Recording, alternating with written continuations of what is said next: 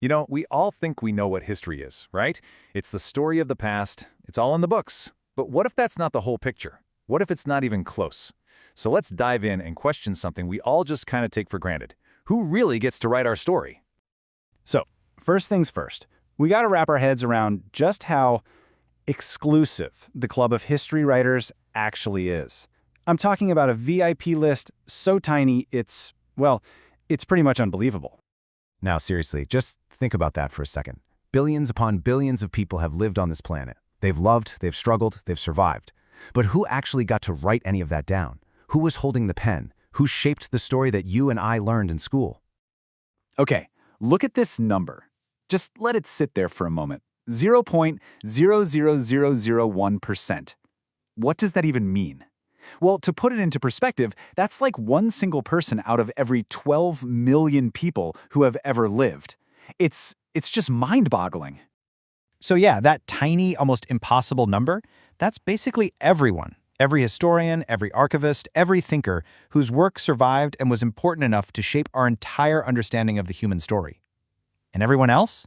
Well, their voices are pretty much gone from the written record, just silent. So who are these people, these powerful few, these architects of the past? Let's meet a few of the key players who literally created the blueprints for how we write history today. And what's just incredible here is how a tiny handful of people basically invented the operating systems for history. You've got Herodotus in Greece, Sima Qian in China. These guys set the templates, and they lasted for thousands of years. Even the modern way of doing history, digging through archives, that was pretty much founded by one guy in the 1800s. A few minds built the models for the whole world. It's wild. Which of course leads to the big question, why?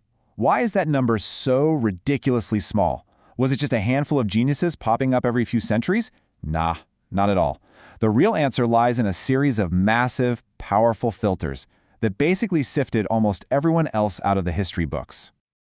Okay, so there are three big ones. First, you've got the literacy bottleneck. I mean, for most of history, hardly anyone could read or write, right? Then, even for the tiny amount of stuff that did get written down, most of it was lost, burned in fires, destroyed in wars, or just rotted away. That's what we call archival survival bias. And finally, the people who could write, they were usually working for the powers that be, the state, the church. That's institutional gatekeeping. So, here's the takeaway. Imagine all of human experience trying to get into the history books. It all gets squeezed through this super narrow funnel, which means history as we know it isn't just a record of what happened.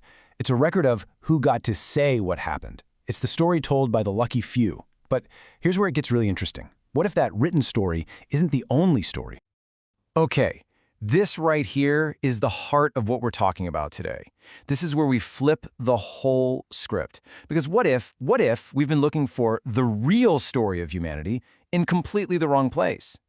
What if there's a second historical record?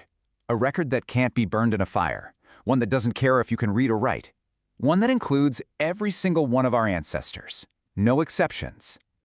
So look at this. This lays it out perfectly. There are two channels of human memory. On one side, you've got the archival channel. That's the history we all know. It's written, it's selective, it's super fragile, and it's the story of the elite, the history of the few. But then, look at the other side, the biological channel.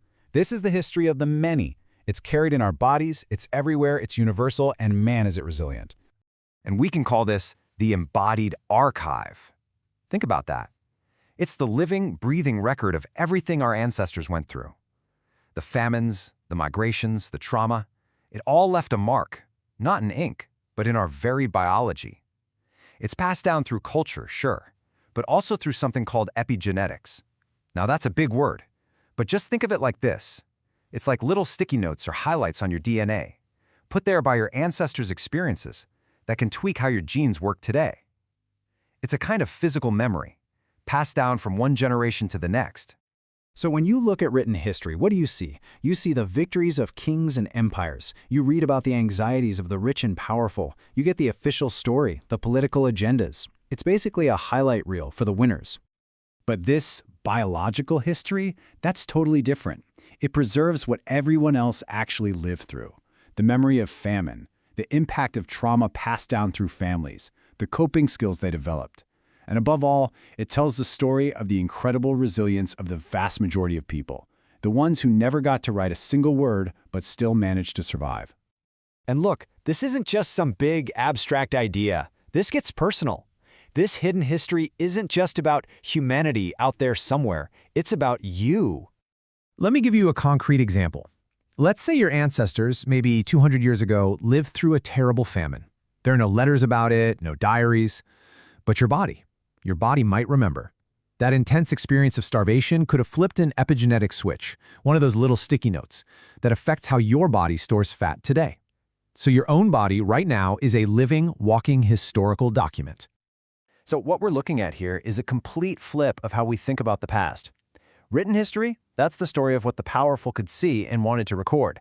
Biological history, that's the story of what the masses actually endured. One becomes text, the other becomes flesh.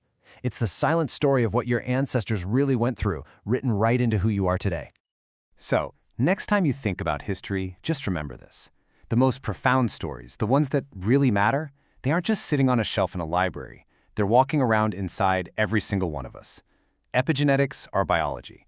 That writes the first draft of history. The books we read, they're just the footnotes.